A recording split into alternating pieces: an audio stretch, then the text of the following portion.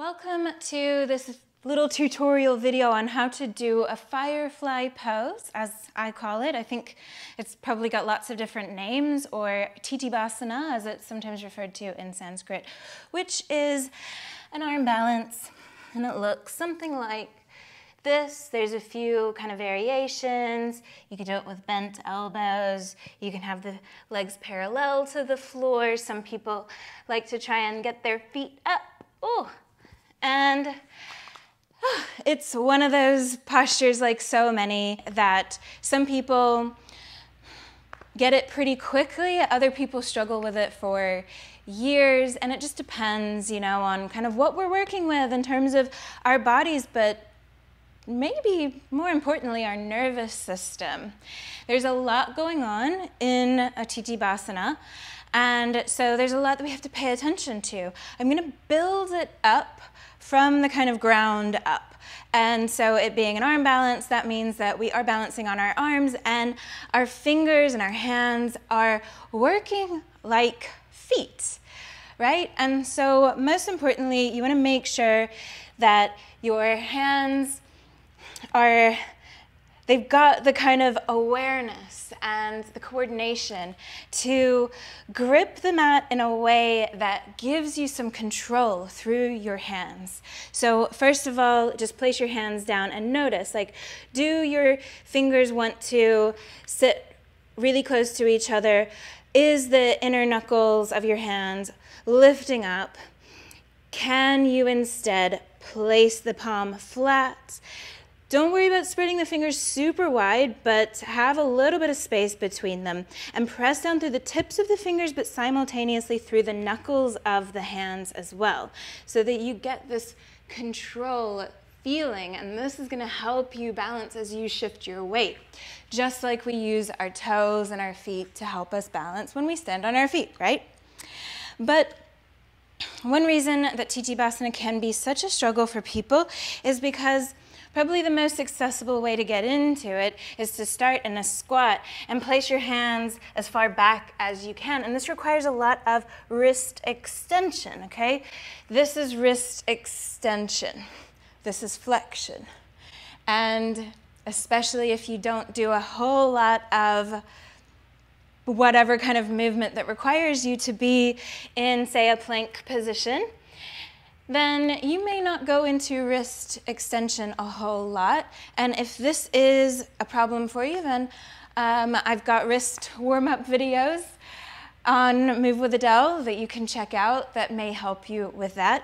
But another little thing that you can do is just to turn the fingers, instead of facing them forwards, just turn them wide, and that should give you a little bit more space. But even then, you'll see that I can't get the base of my palms down onto the mat until I shift my weight back.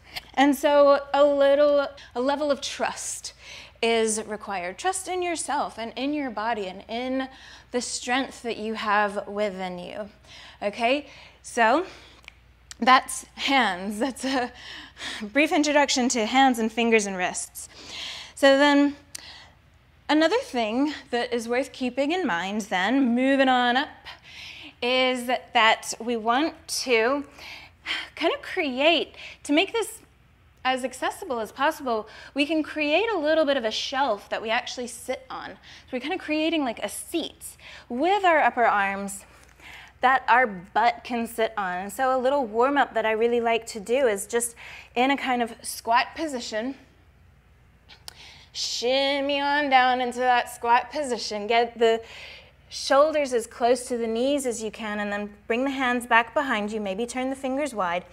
And begin to, as you lower the hips, also bend your elbows. And this is going to create a little bit of movement backwards off of your feet and into your hands. Remember, you got to trust those little guys. They're stronger than you think. And you can just work on that movement right there, okay? Of sitting back and letting your elbows bend, because it's going to be easier, obviously, to sit on something that's more level with the floor than level with a wall. So bend those elbows so you can sit on the upper arms. This requires, though, of course, kind of pulling the elbows slightly in towards each other. Now that should be made easy by the next thing to keep in mind. And this is one of the biggest mistakes, I guess, that I see people make with Tittibhasana is they don't squeeze their legs inwards, okay? So you want to squeeze your knees, with your knees, squeeze your shoulders.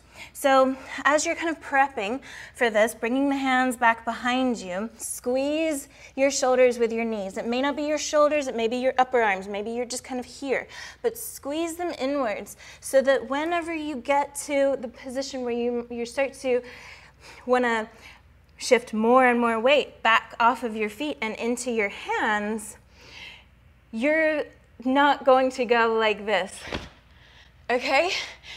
And the strength that's required in the inner thighs, that's something that is quite common for us as modern Homo sapiens to lack. It's very common to have weak inner thigh muscles, okay? So just simply working on the strength of the inner thighs can be really helpful, and that's what I've done in the flows that I've got on Move with Adell, where we work up towards Tittibhasana. We're doing a lot of stuff that helps to strengthen the inner thighs, which is just good for you in general, even if you're not working on Tittibhasana, as well as stretch them out and build mobility. We're also working on our hip flexors, because if you're trying this with me, then you may have noticed that. So we're moving on up from inner thighs to hip flexors. Another area that requires a whole lot of strength to hold the legs up is those hip flexors. And so it's movements like this that will really help build that strength, okay? What I really like to do is actually build the strength of the hip flexors as much as possible, mimicking the Tittibhasana posture. So one thing that you'll see in the flow is holding ourselves here in this funny kind of squat position, or maybe even here with the legs up, or maybe even working to straighten those legs out. We also do something else because some people struggle with hip flexor strength, even though they're sitting here and they're doing all of their like, ugh, ugh, why won't I? I've been working on this for years. Why can't I do this hip flexor work? And sometimes it's to do with the brain, the nervous system. And so flossing, getting a little bit of neural flossing going through the saphenous nerve can help with that. And that's something else that you'll see in the flows on Move with Adell. I just filmed them, so they're fresh in my mind. Either way, whether you want to go for it with the saphenous nerve flossing, see if that helps, or just the more kind of old-fashioned fitness way and just work on the strength of those inner thigh, hip flexors, that kind of movement, lifting the legs up, can really, really help then bring the strength that you need to lift your legs in your Tittibhasana. Okay, so the last thing is, obviously, we talked about the strength of the hip flexors and the mobility of the inner thighs, but the hamstrings are also going to get in the way here. Like, they literally get in the way because we don't really need hamstring strength so much to get into our Tittibhasana, but the way that we position ourselves means that we're putting our weight, a lot of our body's weight, onto our hamstrings, pressing against our upper arms. So the upper arm actually is crossing right over the belly of the hamstring. And this means that it's really hard to straighten the leg. It's the same concept as if you were to squeeze your forearm, what happens to your fingers? They want to close in. That's because the muscles that control your fingers, they live here. And so by actually putting pressure there, you are pulling the muscle in a way that shortens it over here. And that's the same kind of thing that is happening to your hamstrings in a Tittibhasana, as well as a lot of other postures that we do in yoga. And so one of the things that you can do to prep, and again, these are in the flows that I've put on Move with Adell, but you can work on kind of getting that hamstring used to going towards straight with the upper arm there, and that would mean doing something like rocking from a low lunge to half Hanuman with the leg outside of the arm. Maybe do that a few times on its own, but then work on it with like your arms in a bind. So getting used to having some of that pressure of the arm on the hamstring as you elongate it. And you can do this in a lot of different positions. You could do it maybe in a high lunge with the back knee up. This is something you'll see on Move with Adell. These are all things I've put in the flows. Once you've got your body kind of used to that, then it's just a matter of practicing it. And this is probably one of the biggest things. It's so obvious, but I see so many times somebody will try something once, maybe twice, and they're like, I can't do it, and they give up. It's not supposed to be easy the first time, or the second time, or the third time. You gotta keep at it. Every time you do it, your body and your brain, they're going like, oh, okay, I see what I need to do. And making mistakes is actually helpful because it helps you understand what doesn't work and what not to do. And this is huge. So take these tips with you and join the flows with me, and then just practice and keep showing up every day and be patient with yourself. And I promise you'll start to feel these things unlock.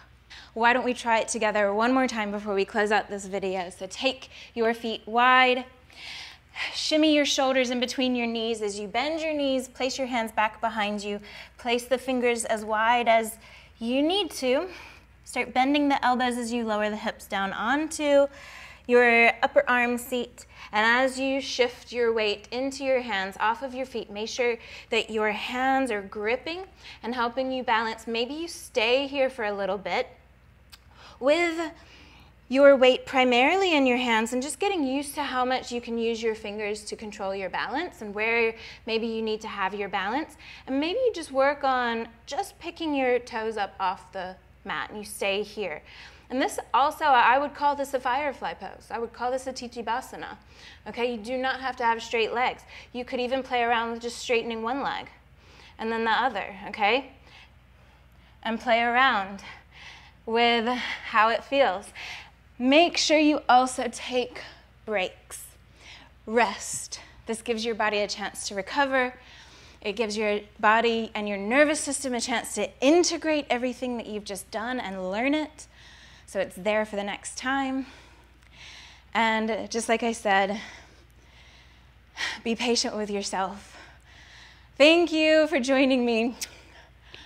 Bye-bye.